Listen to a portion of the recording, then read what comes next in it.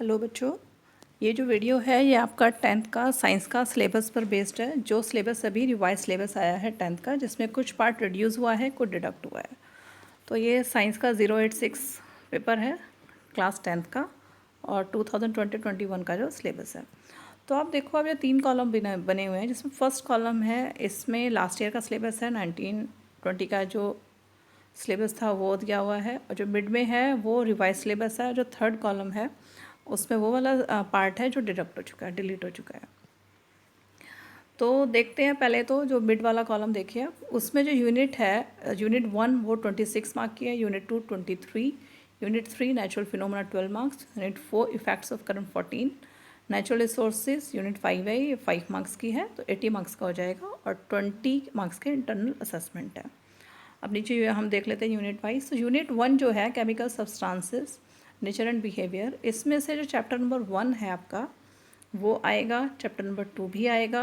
Chapter number 3 में से थोड़ा सा पार्ट डिडक्ट हुआ है जो कि रेड से हाईलाइटेड है, basic metallurgical processes corrosion and it's prevention.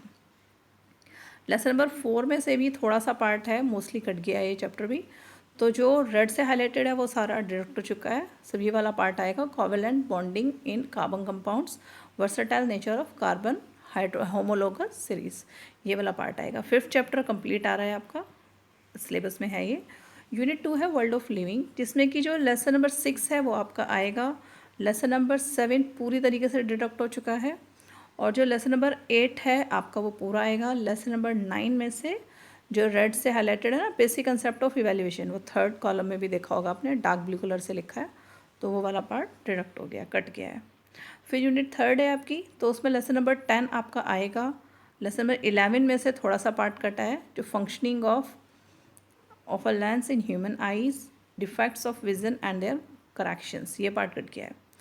Then आपका यूनिट 4 है इफेक्ट्स ऑफ करंट, इसमें लेसन नंबर 12 आपका पूरा आएगा। लेसन नंबर 13 जो है उसमें से लास्ट में से कुछ पार्ट कटा है, जैसे electric generator, direct current, alternating current, frequency of AC, advantages of AC over DC, domestic electric circuits, ये वाला पार्ट आपका कट गया है।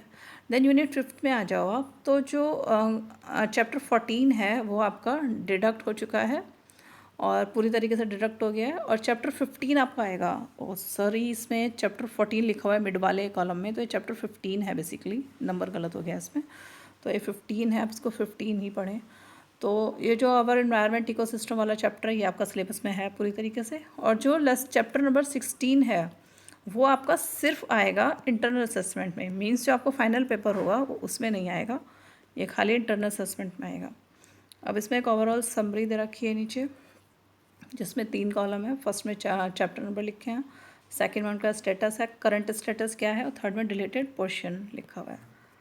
तो ये एक तरीके से समराइज फॉर्म में है पूरा, अच्छे से ये आप देख सकते हो। जो कम्प्लीटली डिलीटेड है वो रेड से मार्क्ड हैं, और जो डिलीटेड पोर्शन है वो थर्ड वाले कॉलम में है। ये वाले कुछ प्रैक्टिकल्स हैं, जो 9 प्रैक्टिकल्स हैं जो इस बार आने वाले हैं।